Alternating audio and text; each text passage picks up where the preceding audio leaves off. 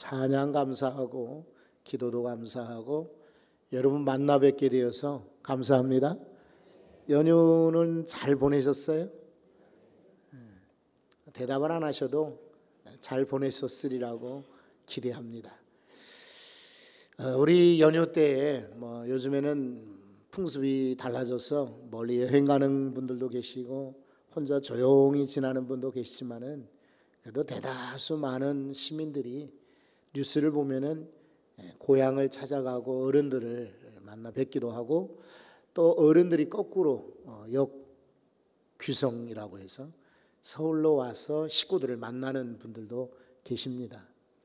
만날 때 기쁨은 잠깐이지만 헤어질 때는 또 마음의 서운함이나 또 마음속에 애잔한 마음들이 사실은 드는 것도 사실입니다.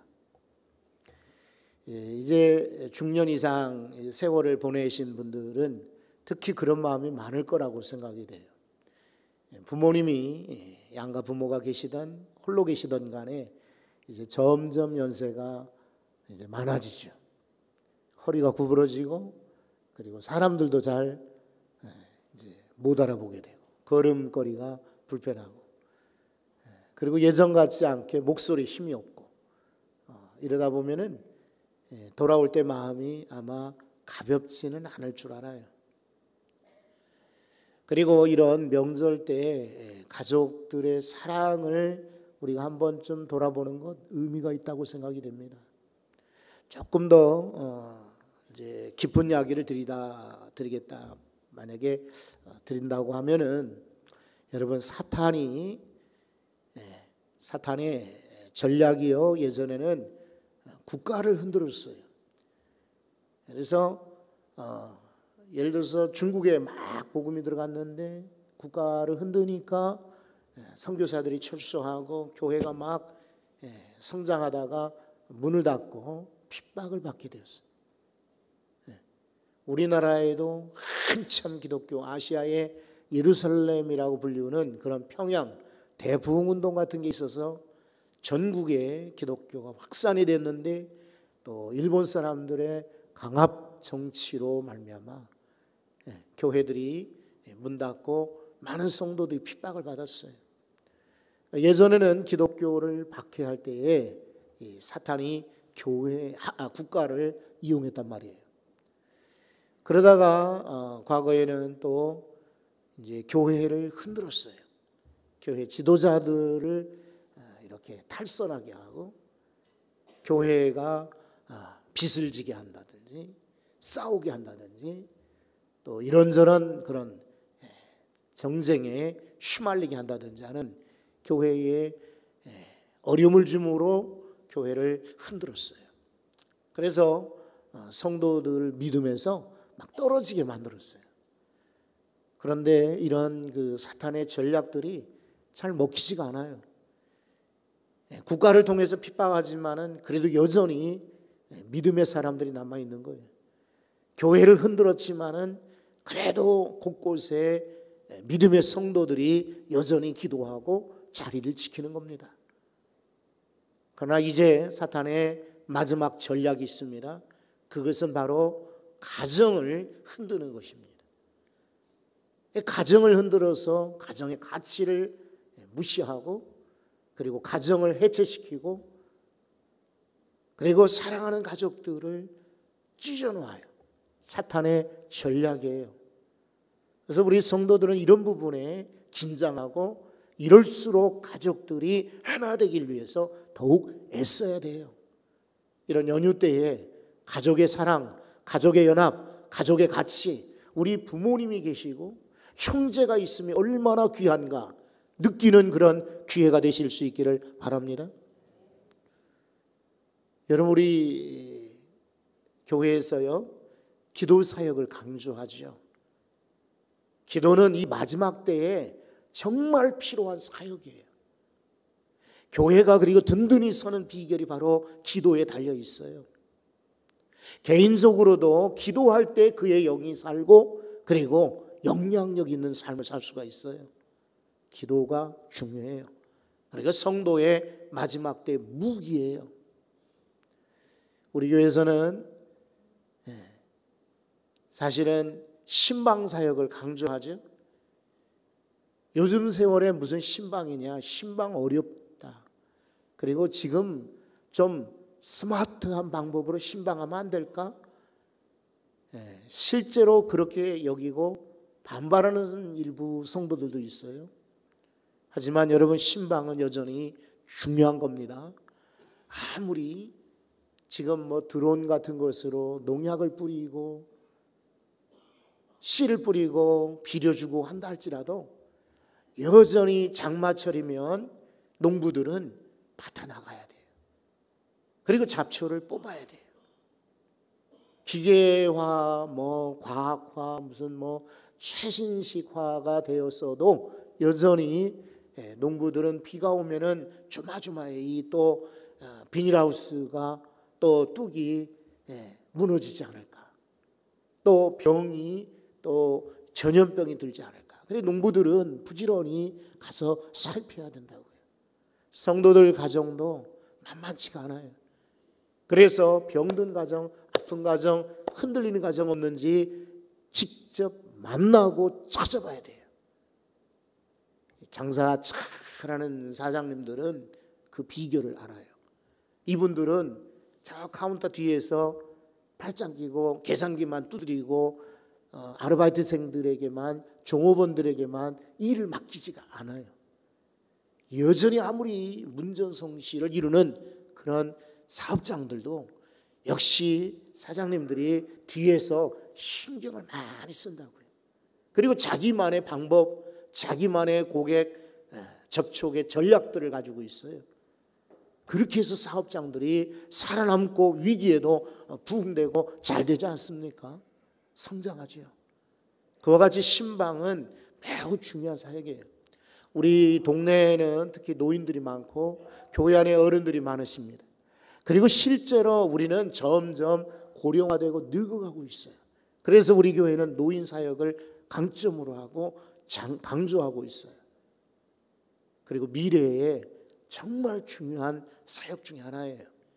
유교, 불교, 그리고 미신에 쩌들었던 사람들이 마지막 노년 시절에 교회로 이끌어 복음을 듣게 하는 것, 이건 매우 중요한, 하나님이 기뻐하는 사역이에요.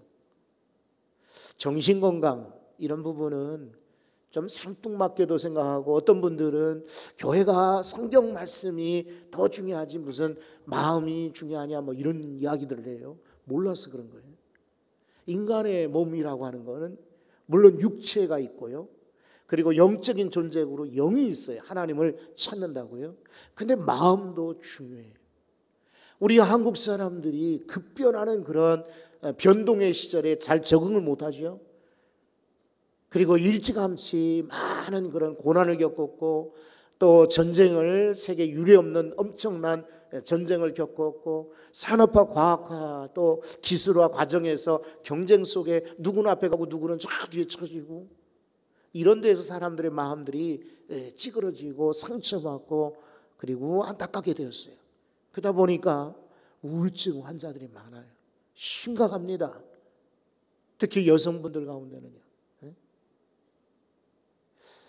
선천적으로, 유전적으로도 오는 경우도 있다고 해요. 그리고 때로는 성격상 오는 이유도 있다고 합니다.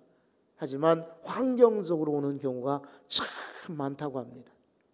그러니까 상처받은 이들이나 또 혹은 내성적이거나 외형적인 것보다는 좀 외향적이보다 내성적인 사람들, 그리고 신앙 가졌다 할지라도 착한 아이, 그런 신드롬, 컴플렉스라고 하는 거 들어보셨죠? 사람들이 넌 착해, 너는 교인이야, 너는 교회 다니는 아이야, 뭐 이러다 보니까 화도 참고 자기가 표현을 못하는 거예요. 왜냐하면 어려서부터 착한 아이라고 인정받았고 이렇게 칭찬받았으니까. 이러다 보니까 마음들이 억눌려서 이 나중에 이것이 우울증으로 나타나게 되는 거예요. 그래서 통계에 의하듯 우리나라의 자살자 비율이 아주 높은 거예요. 최상위에 있어요. 교회가 이런 부분에 침묵하면 되겠어요? 그래서 우리는 가정사역에 강조를 하는 것입니다. 그런데 이번 하반기 때에는 특별히 가정 문제에 저는 주력하려고 합니다. 왜냐하면 말씀드린 것처럼 사탄의 전략이기도 하고 또 사실은 가정의 가치가 부정되고 부인되는 이 시절에 어디에서 여러분 가정의 아름다움을 찾아볼 수 있겠어요? 그래도 여전히 공원에 식구들과 함께 아이들과 놀아주는 그런 아빠가 있고 엄마가 있고 그리고 형제간에 웃으면서 뒹구는 그런 아이들이 있고 또 비록 돈은 없고 소유는 많지 않지만은 그래도 작은 거 하나 때문에 크게 웃을 수 있는 건강한 가정이요. 이런 가정에 초점을 맞춰서 금요기도회 때에도 말씀을 나누게 됩니다. 그리고요, 이제 지금 수요일마다 장애물 극복 훈련이라고 그래서 이제 이번 주 수요일이면 6가지 장애물들을 나누게 되고요. 이제 9번이니까 얼마 남지 않았죠. 그래서 그 다음에 준비한 것이 아버지와 딸입니다. 성경에 나오는 아버지와 딸 이런 사례를 들어서 좀 특이하죠. 그지만은 우리가 흔히 말하는 엄마와 딸은 많이 뉴스에도 연속극에도 또 혹은 소설에 등장하는데 아버지와 딸은 잘 등장하지 않고 다루지 않았던 그런 주제라고요. 근데 성경에는 의외로 그런 부분이 참 많아요. 그리고 하나님을 아버지라고 이렇게 표현하고 우리 성도들을 우리가 남성이랄지라도 딸과 같이 여기는 그런 성경 구절이 많거든요. 그런 아버지와 딸의 관계 속에서 우리가 하나님은 어떻게 우리 육신의 아버지와는 어떤 관계를 가져야 되나 어떻게 해서 건강한 가정을 만들 수 있을까 여기에 수요일 날 좀 말씀을 준비해서 전하려고 해요. 어찌됐든 오늘도 우리는 주보 1면에다가 글을 적었습니다만 암 환자 가족 이야기 암 환자 가족들 이분들 얼마나 힘들까요? 여러분 우리 기도했지만은 이성자 권사님께서 많이 위독하시다고 합니다. 어제 아드님이 11시에 연락을 줬어요. 목사님 늦은 밤에 죄송합니다만 우리 어머니가 많이 힘드셔서 병원에 입원을 했습니다. 인공호흡기를 이제 아주 강하게 이렇게 해야만 한다고 그래요. 물에 빠졌거나 교통사고 났거나 화재를 입은 사람들에게도 인공호흡기가 필요하지만은 그런 분들은 금방 인공호흡기 떼고 건강해질 수 있어요. 그런데 이렇게 폐암 말기로 인공호흡기를 차게 되게 되면은 이제는 가망이 아주 없어요. 너무 힘든 상황이 있어요. 이런 가족들, 아픈 가족들, 크고 작은 경중의 차이는 있지만은 많이 아픈 가족 그리고 아픈 가족들 우리가 이해하는 것을 오늘 말씀을 통해서 나누려고 해요. 자, 서론이 길었는데 이 욥기 우리는 17장을 오늘 순서 읽었어요. 17장에 보면은 이제 욥이 한탄을 하는 거예요. 친구들이 와서 한바탕 소동을 벌였고 거기에 반응을 보였어요. 그리고 두 번째 또 친구들이 얘기하니까 거기에 대한 욥이 반응을 보이는 겁니다. 여기 1절 말씀을 한번 보십시오. 나의 기운이 쇠하였으며 여기 기운이라는 것은 사람의 살아있는 삶의 원천을 말합니다. 그래 창세기 25장 8절에 보면 아브라함이여 기운이 다하여 열조에로 돌아갔다.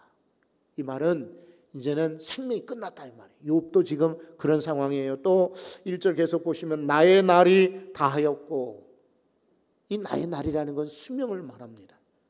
그리고 무덤이 나를 위하여 준비되었구나.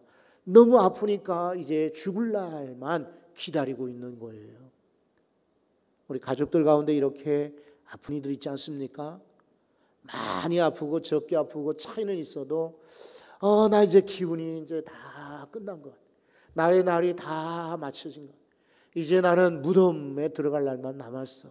라고 하는 절망적 상황에 극단적 상황에 놓여 있는 식구들이 있습니다. 이런 분들을 가족들을 이해하셔야 돼요. 이해하자는 거예요. 이기는 게 아닙니다. 우리는 아픈 가족들 보면서 이기려고 해요. 충고하려고 하고, 그리고 때로는 그들을 이해하기보다는 오해를 많이 해요. 저 사람이 진짜 아픈 거 맞나? 아니 그렇게 아픈데 왜 병원에 안 가? 왜 의사 선생님 말씀대로 좀 수술 받으라면 받지? 이러면서 나이가 많건 적건 간에 아픈 가족을 향하여서 상당히 무례하게, 극단적으로, 공격적으로 책망하면서 때로는 낮추어 말할 때가 많이 있습니다. 여러분, 우리 가족입니다. 국가가 책임지지 못해요. 교회랄지라도 책임질 수가 없어요. 친한 사람이랄지라도 거기뿐이에요. 거기까지. 가족은 어느 누구보다도 가까운 존재이지 않습니까? 그래서 아픈 가족을 여러분이 이해하지 않으신다면 누가 이해할 수 있겠습니까? 책망하지 말고 왜 이렇게까지 내버려뒀느냐? 검사도 안 받고 병원도 안 갔고 나무라지 마시고 아프냐? 힘들겠구나. 이해하는 우리 가족들 되실 수 있기를 바랍니다. 3절도 한번 말씀 보실래요? 청하건대 나에게 담보물을 주소서. 그 다음 구절이 참 마음이 짠합니다. 그렇죠? 한번 여러분이 읽어보실래요? 나의 손을 잡아줄 자가 누구이리까? 돌아봐도요, 진짜 손 잡아줄 사람이 없어요. 여러 차례 죽기 전에 가족들에게 사인을 보내는 거예요. 자살자들이요. 그냥 갑자기 자살하는 게 아니라 나 죽고 싶다. 나 너무 힘들어. 나 이렇게는 못 살겠어. 그런데 그럴 때 손을 잡아줘야 되는데 손을 잡아줄 자가 아무도 없나이다. 욥이 이렇게 고백하지만은 욥과 같이 비슷한 사람들, 우리 주변에 외로움에 떠는 사람들이 너무나 많은 거예요. 아무도 나에게 손잡아줄 자가 없나이다. 정말 그렇죠? 외로운 사람들 많고 쓸쓸한 사람들 많아요. 좀 얘기를 좀 이렇게 하고 싶어도 듣지 않고 휙 지나가 버려요. 식구들도 마찬가지예요. 차라리 모르는 사람들이 나랑 얘기할지 몰라도 친하고 가장 친해야 되는 가족은 나한테 말도 걸질 않아요. 인사도 하지 않는다고요. 나는 저 얼마 전에 어떤 손님이 찾아왔는데 그런 얘기를 해요. 저요, 우리 식구랑 지금 4년째 제가 말을 안 합니다.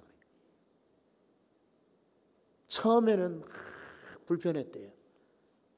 처음에는 어색하고 불편하고 그리고 막 힘들었는데 지금은 차라리 안 만나니까 좋아요. 그래요.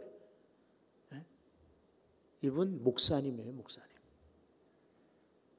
그런데 그러는 거예요.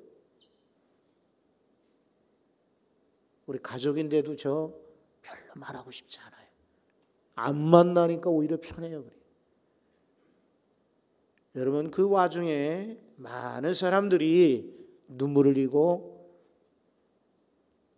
그리고 마음이 무너져 내리고 있습니다. 어떡할까요? 그런 분들을 향하여서 성경은 말씀하십니다. 성경 구절 우리 한번 찾아봅시다. 욥기 5장, 바로 앞에 욥기 5장 18절 말씀인데요. 제가 준비를 했으니까 한번 다 같이 읽어볼까요? 하나님은 아프게 하시다가 싸매시며 상하게 하시다가 그의 손으로 고치시나니. 아멘. 때로 아프시게 하시다가도 싸매어 주시더라. 상하게 하실 때도 있지만은 고쳐주신다. 그의 손으로 고치시나니. 할렐루야. 의사 선생님이랄지라도요, 식구를 못 고치는 경우가 있어요. 아무리 명의로 소문난 그러한 귀한 의학 박사들도 못 고치는 병이 있어요. 그리고 사람들이 외롭고 힘들 때는 어떤 누구도 고칠 수가 없어요. 프랑스에 실제로 유명한 어떤 사람이, 연예인이 있는데 이 사람이 너무 힘들어가지고 병원을 찾아갔다고 그래요. 그랬더니 그 의사 선생님이 처방하기를 방송 개그 프로그램, 코미디 프로그램이 있는데 그거 한번 보시오라고 처방을 하더라는 거예요. 근데 이 사람이 쓸쓸하게 예 알겠습니다 그리고는 병원을 나왔대요. 왜냐하면 자기가 그 프로그램의 주인공이었던 거예요. 이게 분장을 하고 광대 그런 분장을 하고 나오니까 실제 얼굴을 몰랐던 거예요. 근데 의사 선생님이 자, 그 프로를 보라 라고 하는데 이 사람은 자기가 그렇게 사람들을 웃길 수는 있지만 자기 자신은 안 되더라는 거예요. 여러분 실제로 아픈 분들은 주님 앞으로 나오셔야 됩니다. 그의 손으로 고쳐 주시겠다 약속하셨어요. 우리 아픈 가족들을 주께로 모시고 나오시기 바라요. 둘 중에 하나예요. 낫게 하시든 견디게 하시든지. 낫게 하시면 정말 감사해요. 그리고 실제로 낫는 경우 많아요. 그러나 견디게 하시는 것도 주의 은혜인 줄로 믿습니다. 저 일산에 암센터, 국립암센터 아시죠? 거기 가본 적이 있어요. 여러 차례 갔죠. 그런데 최근에도 갔었어요. 갔는데 주차장 요즘에 공사를 하니까 굉장히 차들이 복잡해요. 그래도 지하에 얼마든지 주차할 데가 많아요. 근데도 지하, 지상 차 댈 데가 없을 정도예요. 로비에 혹시 가보십시오. 한 80개는 넘게 의자가 일렬로 쫙 있어요. 근데 거기에 빈 자리가 없을 정도로 사람들이 앉아 있어요. 낮 시간에 가보면. 그러면 거기에 면회객들이 잠깐 쉬러 오느냐? 아니에요. 거기 다 검사하러, 그리고 지금 치료받으러 온 환자들이 거기에 쭉 기다리는 거예요. 번호표 떼고는 자기 순서를. 엘리베이터 타고, 엘리베이터가 3개, 4개 있어요. 10층 넘게 병동에, 병실에 빈 칸이 없을 정도로 꽉꽉 찼어요. 거기 손 부러지고 뭐 머리 아프고 뭐 소환되고 이런 환자들이 아닙니다. 전부 다 암 환자들이에요. 그런데 모자랄 공간이 없어요. 공간이 없을 정도로 꽉 찼어요. 병원마다 난리예요 지금. 대형 병원들은. 그런데 여러분 한편 생각할 때 내가 그래도 이 자리에 나와 있음이 참 감사하다라고 느낍니까? 그러셔야 돼요. 여전히 내 마음속에 속상하고 마음에 들지 않고, 그리고 나는 연휴 동안에도 참 많이 싸우기도 하고 또 불편하기도 했고 또 속상하기도 했지만, 그래도 내가 이 자리에 지팡이 짚고라도 비틀비틀하면서라도 나와 앉아 있을 수 있게 된 것은 하나님의 은혜다 느끼시기 바래요. 작은 것에 감사하는 이들에게는 하나님이 큰 것으로 채워주시거든요. 내가 마음이 찢어지고 속상하고 괴롭고 아무것도 없어도 오늘 이렇게 예배에 나왔으니 하나님 참 감사합니다. 우리 식구들 이렇게 교회 나오게 하신 것 하나님 감사합니다. 감사로 오늘 지나갈 수 있기를 바랍니다. 여러분 아프고 외로운 사람만 있는 게 아니라 여러분 한번 6절을 보십시오. 하나님이 나를 백성의 속담거리가 되게 하시니 그들이 내 얼굴에 침을 뱉는구나. 속담거리요? 이야기거리요. 가십거리, 조롱거리란 말이에요. 내 얼굴에 침을 뱉는다. 여러분 땅바닥에 침 뱉어도 재수 없는 거지요. 근데 내 얼굴에 침을 뱉는다. 이 표현은 이 사람을 저주한다는 말이에요. 아주 증오한다 이런 뜻이에요. 그러니까 지금 욥의 마음이 얼마나 찢어지겠어요. 상처가 큰 겁니다. 보통 상처가 아니에요. 사람들이 수근수근 자기 이야기를 하고 다니는 거예요. 좋은 얘기 칭찬 아닙니다. 전부 다 수근거리는 게 전부 자기를 조롱하고 자기를 가십거리로 여기고 막 이렇게 이러쿵저러쿵 떠든다는 거예요. 게다가 얼굴에 침을 뱉으니 얼마나 불쾌하겠습니까? 얼마나 힘들겠습니까? 실은 말은 하지 않지만은 우리 가족들 가운데도 이렇게 저렇게 상처받은 분들이 많을 줄 압니다. 뉴스에서 가끔 보면은 회사에서 성희롱을 당한다. 우리 성도들 가운데는 그런 일이 없을까? 또 말단 사원이 돼가지고 막 이렇게 저렇게 회식 자리에 불려가고 원치 않는 그런 탈세, 또 범죄, 또 거짓말 이런 데 어쩔 수 없이 들어가야 된다. 우리 성도들 가운데는, 자녀들 가운데는 그런 이가 없을까? 직장 생활이 또 혹은 학교 생활이 때로는 공무원이 좋다고 하지만은 그 생활들이 과연 편하기만 할까요? 나름대로 상처와 아픔과 고통이 얼마나 많겠습니까? 사람들이 조롱하고 수군대고 그리고 뒤에서 막 이렇게 그를 공격할 때 얼마나 마음이 아프겠어요. 여러분, 이런 가족들을 태연하게 우리들 앞에서 인사하고 명절 잘 보내십시오. 예, 선물 받으세요. 그리고 건강하세요. 인사하고 지나갈지라도 여러분, 우리들은 그냥 외모만 보고 지나쳐서는 안 돼. 그 배우의 얼마나 그 어깨에, 그의 뒷짐에, 그의 걸음에 얼마나 많은 아픔과 고통이 묻어 있을까? 우리가 이해하고 그들을 위하여 기도해 주셔야 합니다. 사랑하는 많은 성도들이 아파요. 힘들어요. 그런 분들에게는 예수 그리스도를 소개해 주셔야 합니다. 왜냐하면 주님이요, 수고하고 무거운 짐자 다 내게로 오라. 내가 너희를 쉬게 하리라. 주님이 말씀하셨거든요. 그리고 로마서 5장에 1절에 이렇게 말씀하셨어요. 우리 주 예수 그리스도로 말미암아 하나님으로 더불어 화평을 누리자. 누구로 말미암아? 예수 그리스도로 말미암아. 하나님과 화평, 그러면 사람들과도 화평이 저절로 이루어지게 되어 있습니다.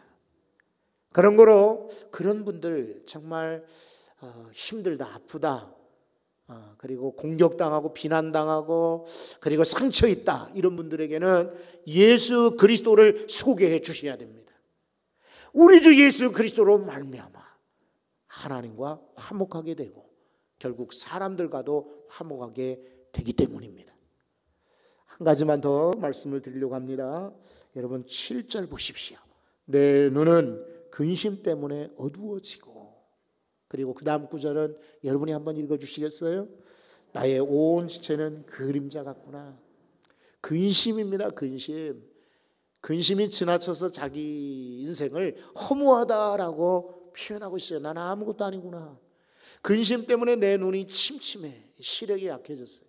잘 보이지가 않아요. 여기 성경에서 말하는 시력은요, 그냥 눈, 알력, 시력만이 아니에요. 이것은 영적으로도 희미해진 그런 상태를 말하는 거예요. 그림자 같구나라고 할 때 그림자 보세요. 이 값어치가 있습니까? 살아 있습니까? 색깔이 있습니까? 뭐 움직일 수 있습니까? 그림자 아무것도 아닙니다, 여러분. 그죠? 해가 비치면 그림자 비치고, 날이 어두워지면 그림자도 안 보여요. 빛이 없으면 그림자도 없어져요. 움직일 수도 없어요. 그림자의 실체가 움직일 때 그림자도 움직이지, 그림자 자체가 마음대로 어디든지 자기가 갈 수가 없어요.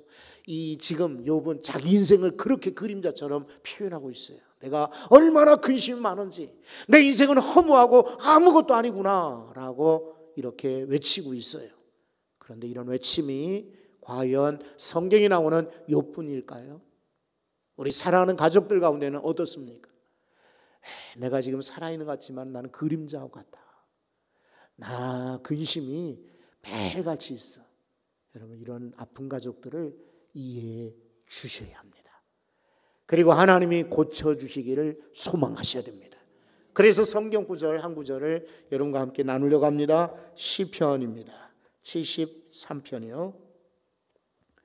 23절부터 보겠습니다. 73편 23절 한 절씩 한번 봅니다. 자, 한번 다 같이 읽어볼까요? 내가 항상 주와 함께하니 주께서 내 오른손을 붙드셨나이다. 아멘. 아까 3절에 보면은 아까 시편 말고 욥기 아무도 내 손 잡아줄 자가 없나이다. 욥이 그랬잖아요. 근데 오늘 이 시편에 다윗이 아삽이죠. 아삽이 이 시를 썼을 때 하나님은 내 오른손을 붙잡아 주십니다. 이렇게 약속하셨어요. 24절도 한번 보실래요? 다 같이 주의 교훈으로 나를 인도하시고 후에는 영광으로 나를 영접하시리니 아멘. 지금은 아프지요? 지금은 속상하고 근심거리 많고 상처 있지만은 교훈이에요.